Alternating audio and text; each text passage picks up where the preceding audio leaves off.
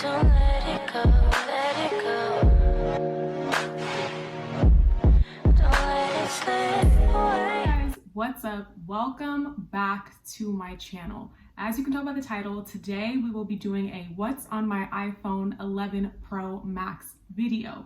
Now, I got the iPhone 11 Pro Max just last week, so it is still new to me. I recently unboxed it. This is the Space Gray 64 gig. So we're gonna go ahead and take a peek and see what apps I do have currently. Go ahead and hit the subscribe button, like and comment as well if you wanna see more content from me. Let's get started. Okay, so I'm gonna start screen recording so that y'all can see what I'm seeing. I just unlocked my phone. First thing you see is my main home screen. My wallpaper is my friend Deanna and myself. When I pull down the top tab, you see that obviously I have a screen record in progress. I've got some notifications, Instagram, Facebook, nothing crazy. Pull down this top corner, all the controls. Y'all know I love Kehlani, so I was recently listening to Toxic. So as far as my apps go, I don't have them crazy organized. I've watched a ton of these videos and people have like 1,600 folders. One is social media, one is camera editing, one is finance, one is banking, one is like, I don't do that. I have some that are in folders just to keep it tidy, but for the most part, I like to just click on one app and go straight to whatever I need. So as far as my main screen, you'll see that I have 56 text messages. And before you guys come for me, a lot of these are group chats. So it's not that I'm a bad person. It's just a lot of group messages. Emails are same thing. There's 1,550 emails. I don't know what people are emailing me about, to be honest with you. That's, again, probably just junk mail and spam. But again, just this front page is pretty straightforward. I've got my phone app at the bottom, Safari, messages, Apple Music, currently listening to Toxic by Kehlani. And then we're gonna scroll to the next page. So the next page, we're gonna get a little bit more in depth. The first thing I wanna hit on is my editing apps. I do have a folder for both my photo editing and my video editing apps. So some of the things I'm currently using right now, you'll see I have Bizart, which I haven't really used in a while. You have to have an account. And after the free trial was over, I wasn't down to pay for that. So then we go into Glitchy, and Glitchy is actually how I made my intro. So the way that it shakes and kind of gives that weird gradient effect, that was from Glitchy, and that is free. It will leave a watermark, but all you have to do is go on iMovie and like zoom in a little bit because the watermark's at the very bottom corner. Some more apps that I love for editing are Fonto. That's how I make all of my YouTube thumbnails. As long as you pick iPhone 8 Plus for the size, you're able to get it to thumbnail size so that you're able to upload it straight to YouTube.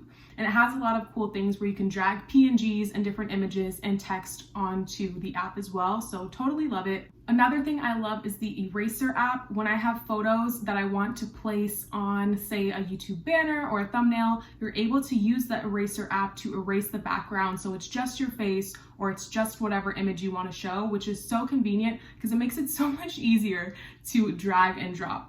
Next thing is Facetune 2. I don't have Facetune, the regular one, because again, I didn't want to pay for it, but Facetune 2 does pretty much the same thing. You can blur, you can smooth, you can whiten your teeth. I mean, the basics is kind of what I do, so that's what I use. Two of my favorite apps is InstaBeauty. InstaBeauty is similar. You can put filters, you can whiten your teeth, things like that. So whatever features that Facetune lacks, Facetune 2 lacks, I use InstaBeauty for and vice versa. And then last but not least is iMovie. A lot of times I will edit on iMovie on my iPhone versus iMovie on my laptop because I've noticed on my MacBook Air, when I export to the MacBook Air, it ends up being gradient and I look like a glitch. And we're not messing with that. We need 4K. So a lot of times I will edit straight on iMovie and upload to the YouTube app. Last app that I love to use is VSCO. VSCO, as y'all know, I'm sure, is just an editing app as well. So you see I have a few different photos that I've used, pops right up. You can put different filters, things of that sort. I never posted this photo, maybe I should.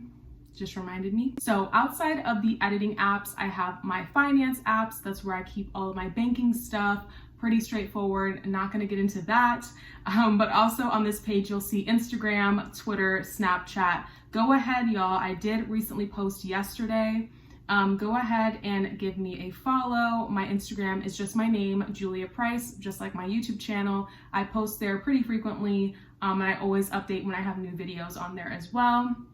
Same with Twitter and Snapchat, pretty straightforward. I have the YouTube app on here, as I mentioned. I use it to upload straight to the app or just to watch other creators. LinkedIn, Waze is something I don't use as often, but if you're commuting, I highly recommend using the Waze app. It will save you a ton of time. Now I feel like I'm a sponsor for these apps, but I just want y'all to know everything about them because they're all pretty beneficial. So the next page is just more additional apps. You see I have OfferUp, I have TikTok. A lot of these apps, to be honest, I downloaded and used one time. Like, for example, TikTok. I downloaded TikTok to watch my friend's TikToks. Her name is Tay Smitten. She is an amazing artist. I will drop her down below. We love a notification. House Party app, I use that for work. We did like a happy hour. Never used it again. But again, I have Uber Eats, YouCam Makeup. If you don't know how to do makeup, I highly recommend downloading this app because you can take your photos and put makeup on them. So for example, like this photo, yikes, you can put makeup on it and go ahead and kind of make yourself look like a doll. A few more apps is just Boohoo, Pretty Little Thing. I also have Shein in here, Letgo, Lyft, and Lightroom. But again, if I had to harp on anything, I would say the only perk really of buying this phone over other iPhone models is the camera. As y'all know, it does have 3 cameras on it and it looks just like this. And honestly, the 3 cameras do come in clutch. Right now, I am filming on my iPhone XR and it is great, but if you like to take more artsy photos or you want a crisper resolution, having 3 definitely is beneficial. It is definitely beneficial. Is it worth spending $300 more? I mean, that's up to you. From my own personal experience, I can say that I really do appreciate the iPhone 11 Pro Max camera. This phone is also a little larger than, say, the XR, so that's another thing that's different. But as far as my phone, that's pretty much it. I don't have anything too crazy on here. Just wanted to give you guys a look inside my iPhone and what I currently have. If you guys haven't already subscribed, go ahead, hit that subscription button, like and comments. Let me know what you guys want to see. I'm trying to think of things that are like trendy and fun, but if you guys have video ideas, definitely drop them below. I appreciate y'all. See you later.